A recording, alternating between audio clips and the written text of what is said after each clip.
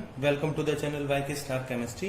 पिछली क्लास के अंदर हमने SN2 जो रिएक्शन मैकेनिज्म है उसको डिस्कस किया था, बायोमोलिकुलर न्यूक्लियोफिलिक सब्स्टिट्यूशन। और आज हम जो हमारा अगला है SN1 यूनिमोलिकुलर न्यूक्लियोफिलिक सब्स्टिट्यूशन, उसको डिस्कस करेंगे।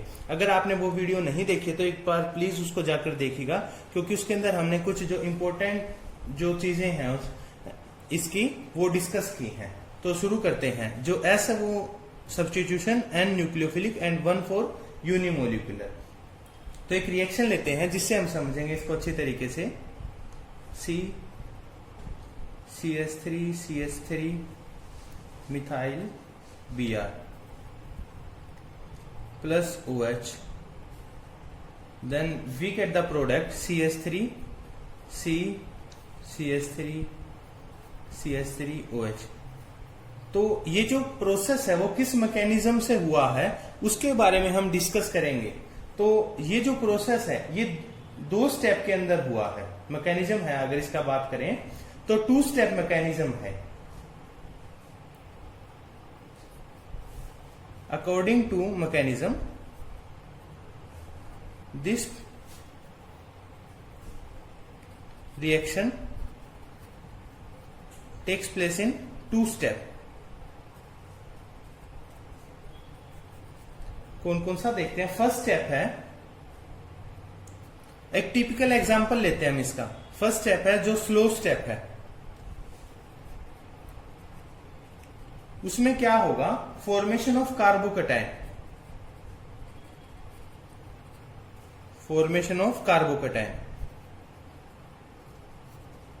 एंड सेकंड इज, जिसको फास्ट स्टेप बोल रहे हैं हम,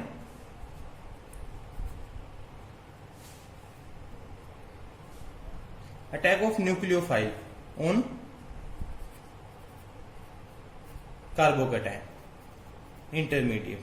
ठीक है, ये स्टेप कैसा है आपका, रिवर्सिबल स्टेप है। एग्जांपल देखते हैं, RX है, R कोई भी हमारा एल्काइल ग्रुप है, तो जो फर्स्ट स्टेप है वो रिवर्सिबल स्टेप है आपका, और स्लो रिएक्शन होगी इसके अंदर। स्लो स्टेप है, R positive plus X negative, formation of carbocation. And जो सेकंड स्टेप होगा उसके अंदर क्या होगा, जो हमारा कार्बोकैटायन है उसके ऊपर हमारा न्यूक्लियोफाइल है वो अटैक करेगा। ठीक है, अटैक करने के बाद क्या होगा, स्टेप क्या है, फास्ट है हमारा, और जो हमारा डिजायर्ड प्रोडक्ट है अल्कोहल वो हमें यहां पे मिल जाता है। तो जो रेट ऑफ रिएक्शन है, वो किस पे, स्लो स्टेप पे डिपेंड करती है। हमें पता है कि slow step is the rate determining step. तो जो आपका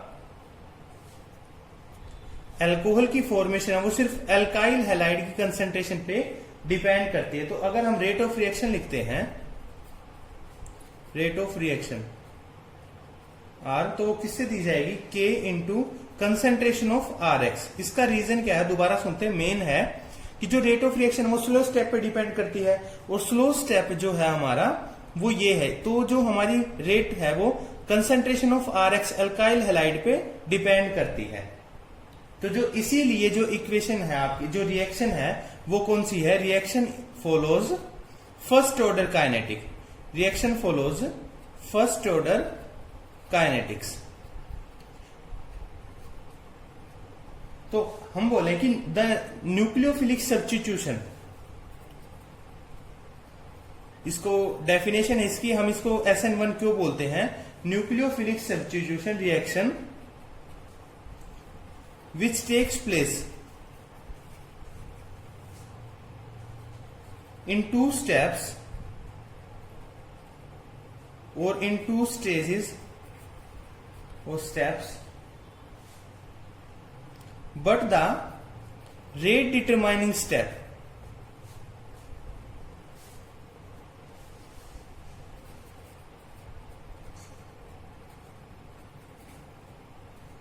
involves only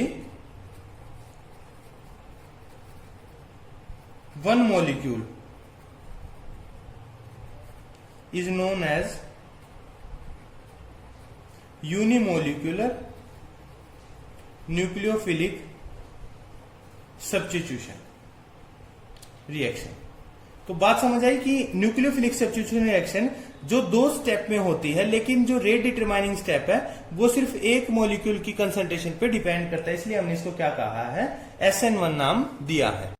तो जो हमने ऊपर रिएक्शन लिखी थी, अगर हम उसकी बात करेंगे वो फॉर्मेशन कैसे होगी, तो देखते हैं हमारे जो मिथाइल ग्रुप है वो हमने लगाए हैं Br। स्लो स्टेप है, स्लो स्टेप में क्या होगा, फॉर्मेशन ऑफ कार्बोकेटाइन, तो यहां पे क्या होगा, Br है वो आपका रिमूव हो जाएगा और हमारा टर्शरी कार्बोकेटाइन है उसकी फॉर्मेशन होगी हमारे पास। और सेकंड स्टेप में क्या होगा, attack of nucleophile on carbocation. यहां पे क्या होगा, आपका जो कार्बोकेटाइन है OH नेगेटिव वो अटैक करेगा, फास्ट स्टेप होगा, फास्ट अटैक होगा, और जो हमारा प्रोडक्ट है, डिजायर्ड प्रोडक्ट अल्कोहल है, उसकी फॉर्मेशन यहां से हो जाएगी।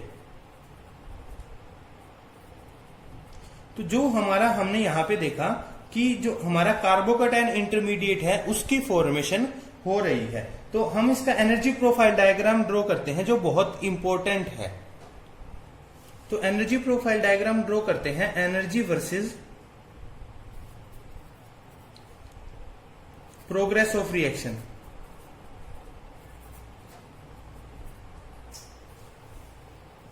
तो यहां पे क्या होगा कि हमारा जो रिएक्टेंट मॉलिक्यूल है उसकी एनर्जी को यहां है लगभग, हम सपोज कर लेते हैं।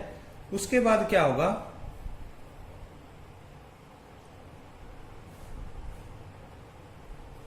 हमारा कुछ ऐसा बनेगा। इसका रीजन क्या है कि ये क्या है, हमारी ट्रांजिशन स्टेट है, ट्रांजिशन स्टेट 1 नाम देंगे इसको हम। 1 क्यों है, क्योंकि यहां पे जो हमारा प्रोडक्ट हम बोल सकते हैं फर्स्ट स्टेप का, जिसको हम क्या बोल रहे हैं, कार्बोकेटाइन जो आपकी फॉर्मेशन है वो होगा। और उसके बाद क्या होगा, सेकंड स्टेप में हमारा जो डिजायर्ड प्रोडक्ट है उसकी फॉर्मेशन हो जाएगी। हम इसको ऐसे एक्सटेंड कर लेते हैं, यहां पे क्या होगा, हमारा प्रोडक्ट है वो। तो इस तरीके से देखते हैं, यहां पे रिएक्टेंट था हमारा, रिएक्टेंट क्या था, हम उसकी बात करते हैं। ये हमारा रिएक्टेंट था, ठीक है। इसके बाद यहां ये क्या होगी, एक्टिवेशन एनर्जी होगी इस रिएक्शन को कैरी आउट करने के लिए, ई एक्टिवेशन है। और यहां पे क्या है, हमारा फॉर्मेशन ऑफ कार्बोकेटाइन है, ठीक है। इंटरमीडिएट कार्बोकेटाइन इंटरमीडिएट की फॉर्मेशन होगी यहां पे, हम इसको अलग से मेंशन कर देते हैं, कार्बोकेटाइन इंटरमीडिएट।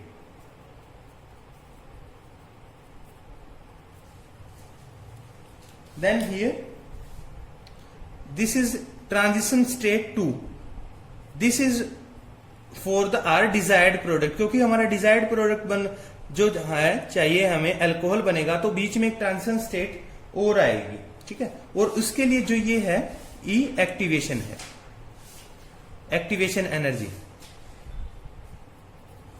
सेकंड स्टेप के लिए चाहिए है।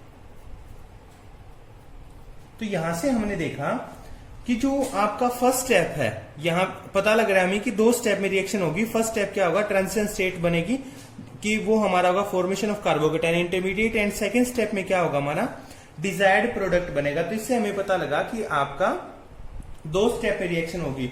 और दूसरी बात जो इस एनर्जी प्रोफाइल डायग्राम से हमें पता लगती है कि जो आप देख रहे हैं यहाँ पे जो फर्स्ट स्टेप है उसकी जो एक्टिवेशन एनर्जी है वो बहुत ज्यादा है बजाय किसके, सेकंड स्टेप की एक्टिवेशन एनर्जी के। तो इसका मतलब कि जो फर्स्ट स्टेप है वो आपका कैसा है, रेट डिटरमाइनिंग स्टेप है, स्लो स्टेप है। तो एनर्जी प्रोफाइल डायग्राम से हमें इन 2 बातों का पता लगता है। इसके बाद आती है बात करें, अब बात करते हैं हम stereo chemistry of SN1 reaction.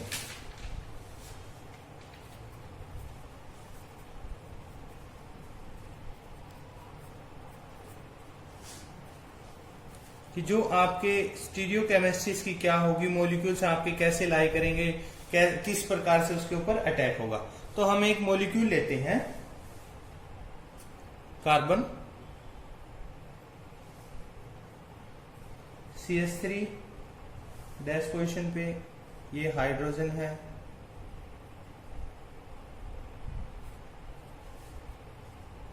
ये Br, ये हमारा रिएक्टेंट मॉलिक्यूल है। अब फर्स्ट स्टेप में क्या होगा, स्लो स्टेप है, तो स्लो स्टेप है, यहां पे क्या होगा आपका कार्बोकेटाइन जो इंटरमीडिएट है उसकी फॉर्मेशन होगी। तो कार्बोकेटाइन देखते हैं हम, HCH3 and this is also CH3.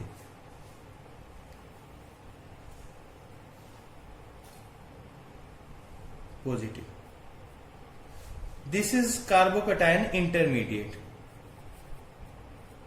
हमें पता है जो कार्बोकेटाइन इंटरमीडिएट है हमारा वो कैसा होता है, sp2 हाइब्रिडाइज्ड है। जो ये कार्बन है जिसके ऊपर पॉजिटिव चार्ज है ये कैसा है हमारा sp2 हाइब्रिडाइज्ड है। और हमें पता है जो sp2 हाइब्रिडाइज्ड होते हैं वो कैसा होता है, प्लेनर मॉलिक्यूल होता है। तो प्लेनर होने का मतलब क्या है कि वो ऐसे फ्लैट है। अब उसके फ्रंट अटैक भी हो सकता है और बैक अटैक भी। मतलब क्या कि प्लेनर होने की वजह से वहां पे हिंड्रेंस नहीं है, तो जो आपका न्यूक्लियोफाइल है वो उसके आगे फ्रंट साइड से भी आ सकता है और बैक साइड से भी आ सकता है। तो यहां पे क्या है, इक्वल प्रोबेबिलिटी है, ठीक है, इक्वल प्रोबेबिलिटी ऑफ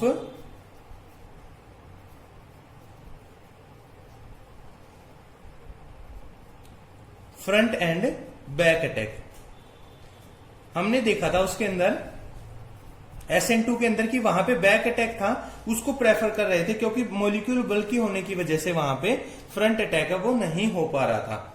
तो अब इसके बाद क्या होगा, sp2 प्लेनर होने की वजह से जो हमारा OH है वो जब अटैक करता है यहां पे,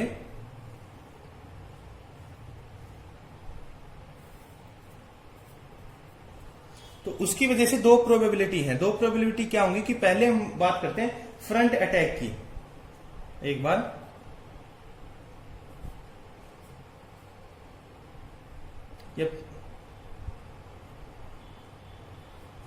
CH3 hydrogen and this carbon. और दूसरी क्या हो सकती है, दूसरी प्रोबेबिलिटी है वो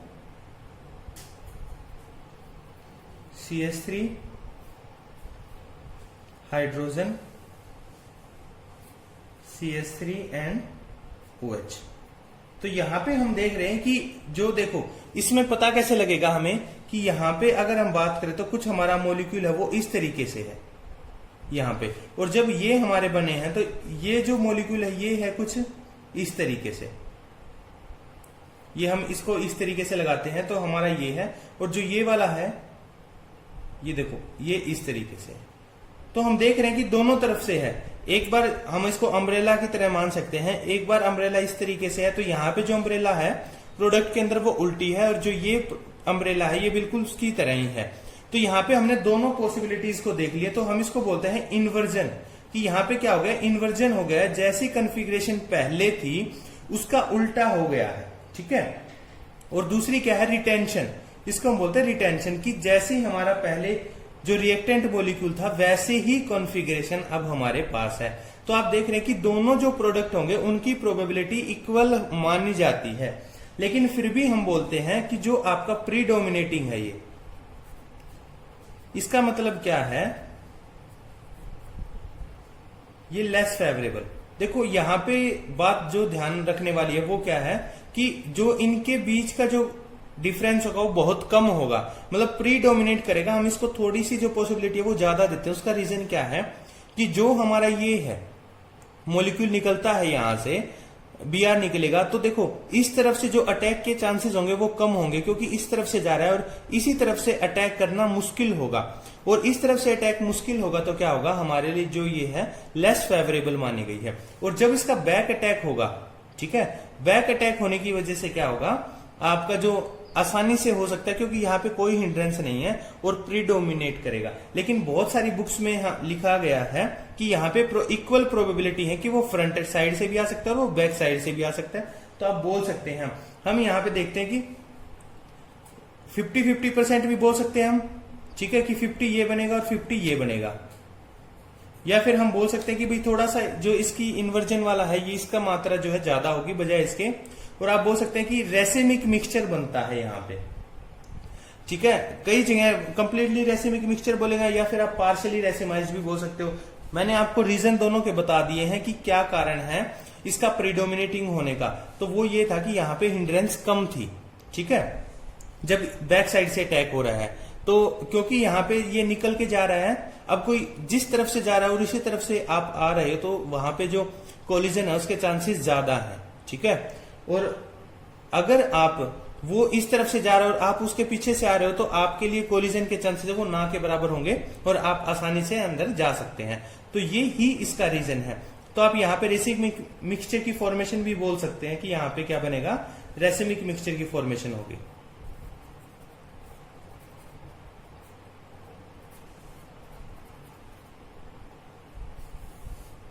तो ये हमने देखा, वहां पे क्या था, बैक साइड जो SN2 था उसके अंदर जो बैक साइड था उसकी प्रोबेबिलिटी आपकी ज्यादा थी।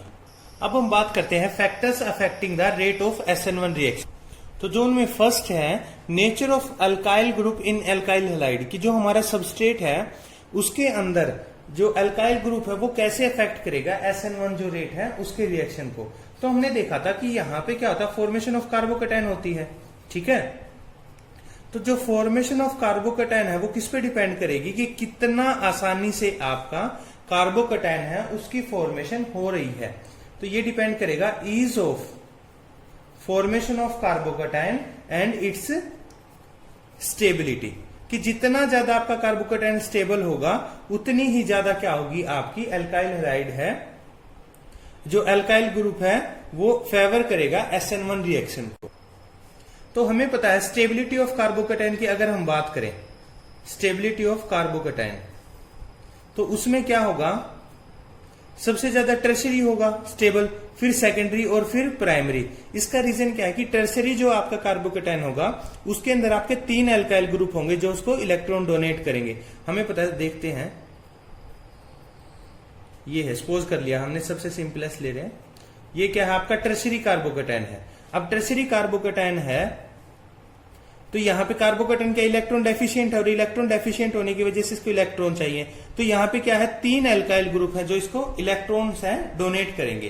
तो जितने ज्यादा इलेक्ट्रॉन डोनेट होंगे इसकी तरफ, ये उतना ही क्या होगा, स्टेबिलिटी इसकी बढ़ेगी और उतना ही आपका जो फॉर्मेशन है कार्बोकैटायन की वो आसानी से होगी। तो इसलिए टर्शरी कार्बोकैटायन सबसे ज्यादा स्टेबल होगा, देन सेकेंडरी, देन प्राइमरी। तो इसी तरीके से जो हमारा अल्काइल हैलाइड है, अल्काइल हैलाइड है, उसकी हम बात करें कि कौन सा आपका फेवर करेगा, तो सबसे ज्यादा tertiary halide, then secondary halides, then primary halides and then methyl halide. तो इस तरीके से हम बोल सकते हैं कि जितना आपका आसानी से कार्बोकैटायन फॉर्म होगा या जितनी उसकी ज्यादा स्टेबिलिटी होगी उतनी ही आपकी रेट ऑफ रिएक्शन है वो SN के अंदर ज्यादा होगी। अब जो सेकंड पॉइंट है अगर हम उसकी बात करें, दूसरा कौन सा हो सकता है, nature of halogen atom. Nature of halogen atom in alkyl halide, कि जो आपका अल्काइल हैलाइड सबस्ट्रेट है उसके अंदर जो हैलोजन है उसके नेचर पे भी डिपेंड करेगा कि कैसे आपकी रिएक्शन वो फास्ट होगी। ये हमने SN2 के अंदर भी डिस्कस किया था बहुत अच्छे तरीके से। तो इसमें क्या होगा कि ये जो वीक और स्ट्रॉन्ग हमने देखे थे, weak base strong base, same concept यहां पे भी लगेगा, उसके अंदर कोई जो चेंज है वो नहीं आएगा। कैसे कि better is the leaving group, better is the leaving group. Leaving group का मतलब कि जो हैलाइड आपका छोड़ के जाएगा, easily, more easily the carbocation will form, कि जितना आसानी से आपका जो हैलाइड है ना वो छोड़ के जाएगा उतना ही आपका कार्बोकैटायन आसानी से बनेगा और जो आपकी रिएक्शन है वो फास्ट होगी। तो हमने देखा था जो बेस्ट लिविंग ग्रुप था, जो लिविंग ग्रुप ऑर्डर था इनका, वो कैसे था, I नेगेटिव था, वो सबसे अच्छा लिविंग ग्रुप था। उसके बाद आपका Br नेगेटिव था, फिर आपका क्लोराइड और फिर आपका आयोडाइड। अगर आपने, मैं दोबारा रिपीट करता हूं, SN2 रिएक्शन नहीं देखी है तो प्लीज एक बार उसको जाके देखिएगा, वीडियो के जो डिस्क्रिप्शन में आपको उसका लिंक है वो मिल जाएगा। तो जो ऑर्डर ऑफ रिएक्टिविटी है वो भी कैसे होगी, ऑफ एल्काइल हैलाइड। वो क्या होगा आपका कि जो RI है वो आपका सबसे आसानी से रिएक्ट करेगा, फिर RBr, then RCl and then RF। इसका रीजन क्या है कि जो आपका I नेगेटिव है वो कैसा है, आपका गुड लिविंग ग्रुप है। इन चारों के, सॉरी यहां पे क्या आएगा, I नहीं, यहां पे फ्लोरीन आएगा, फ्लोरीन। तो ये क्या है आपका, ये बैड लिविंग ग्रुप है इन चारों के अंदर, बैड लिविंग ग्रुप, और ये क्या है आपका गुड लिविंग ग्रुप है। तो ये लिविंग ग्रुप अच्छा है तो क्या होगा, आसानी से लीव कर जाएगा और आपका जो कार्बोकेटायन है उसकी फॉर्मेशन आसान हो जाएगी बजाय RF के केस में। तो इस तरीके से जो इनकी रिएक्टिविटी है वो आपकी होगी SN1 रिएक्शन के लिए। जो आपका थर्ड है वो है nature of nucleophilic reagent. Nature of nucleophilic reagent कि जो आपका न्यूक्लियोफाइल है वो कैसा है।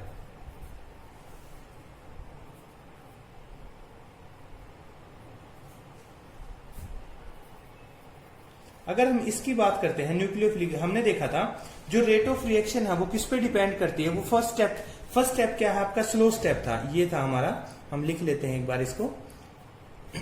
ये हमारा स्लो स्टेप था। इसके अंदर क्या होता है आपका कार्बोकेटायन फॉर्म होता है प्लस X नेगेटिव, इसी पे हमारा रेट ऑफ जो रिएक्शन है वो डिपेंड करती है।